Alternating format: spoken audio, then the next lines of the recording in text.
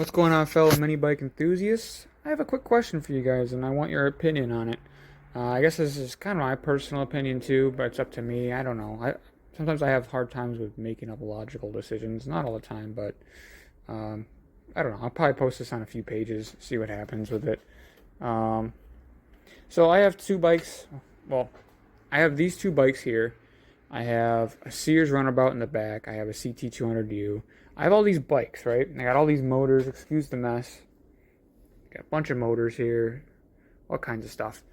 And I was in two mini bike clubs. No longer affiliated with them because of some stuff that I did that I wasn't. I made some poor choices, and they just followed me. So um, now I have all these bikes, and the reason why I kind of got into it this big was, yes, I really enjoy riding, like a lot, but I don't necessarily need to hoard bikes like this. There are a few bikes that I do like, but I don't necessarily need to hoard bikes like this. I do enjoy working on them when things go right, but for the most part, I do find it a little bit more frustrating than enjoyable for me. That's just me telling the truth. So now I'm at the point where now, well, what do I do? Because I don't want to necessarily sell them because I do like to use them, and I did build a race bike, which is behind that tarp, which I was going to use for racing, but I've had some health stuff come up and some mental health stuff, and I'm unable to really travel too much. So I'm really pretty much stuck into just riding now, and not so much social events. At some point, I'm hoping to get better enough to go to a few just shows, just to show some bikes off, maybe. Or maybe at some point, if there is some stuff in New York State race-wise, I can bring the race bike. Um, but my thought is well, I have all this stuff now. I have all these motors that I'm never gonna get any money back out of any of them for what I paid for them. Maybe a few. I have some Briggs in here. I have this Kawasaki, which I really like. I have a couple Honda GXs, a Wisconsin, another Tecumseh. Just a bunch of weird stuff. Some Lawn Boy motors, stuff like that. And long story short, I was like, man, what can I do now that would make this interesting? Or what can I do now to make this kind of worth my time, so to speak, worth the effort of building these bikes?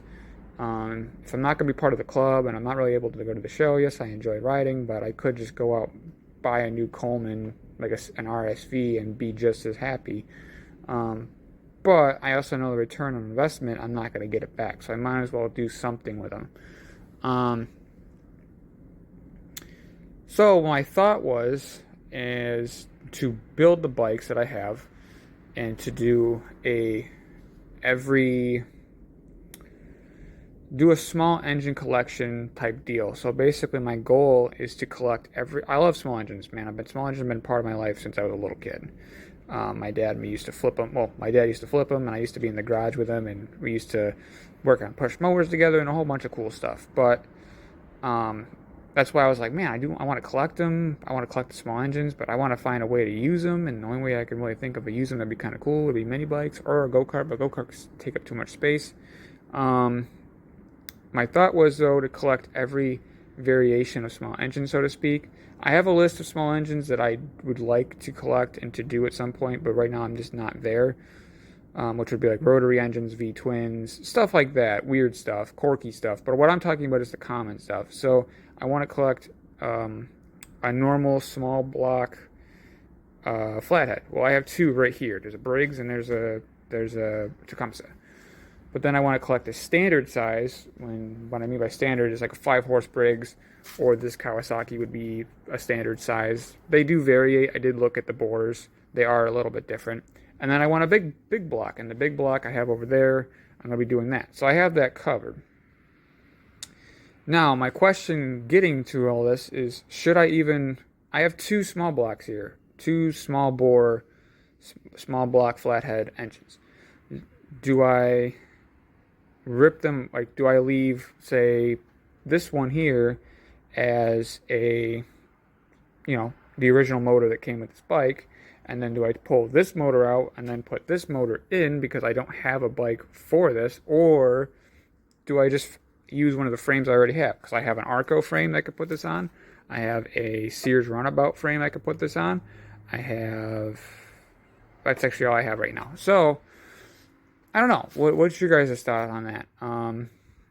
I guess just let me know. I mean, I don't see the point in ripping a bike apart that's already kind of together too, and it's been kind of, I don't know. I don't see the total point in that necessarily, especially if you have two frames. Um, it doesn't necessarily make sense to me either. Um, Another thing too is I wonder if I should even really put those frames together, and if I should just cut my losses and sell them for what I paid for them, and then I'll just go out and wait for say tax time and buy like kit bikes, whether they're an RCF bike or whatever, and then because then everything's there, everything's already there, so it won't be as much of a pain. A Little Rascal, something like that, won't be as much of a pain in the butt to put it all together because everything I need is right there. Instead of going out sourcing every part for the Arco, sourcing every part for the the Sears. I do kind of like the Sears runabout because I have a Sears uh, trail tamer, which is kind of cool, and I do want a Sears Drover bike, so maybe the Sears would be something to keep. And I don't mind the Arco because Arcos are kind of like an East Coast thing, and I am on the East Coast, but I don't know. I guess kind of get your thoughts and opinions on it. Um, basically, basically, I have a standard bore, normal bore, whatever you want to call it, flathead, which will go on a bike, and then I have a normal bore, I have a couple normal bore overhead valve motors. Because technically, I don't have a normal bore overhead valve motor. I do have my race bike, but that's not going to be daily. Like that's not going to be something I'm going to ride all the time because I want to keep it in good shape for racing only. So I have some other Briggs here.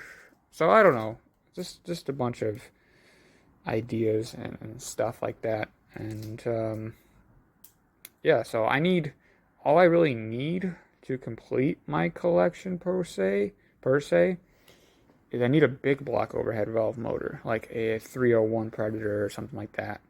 Um, but yeah, I guys, what's your guys' opinion on that? But yeah.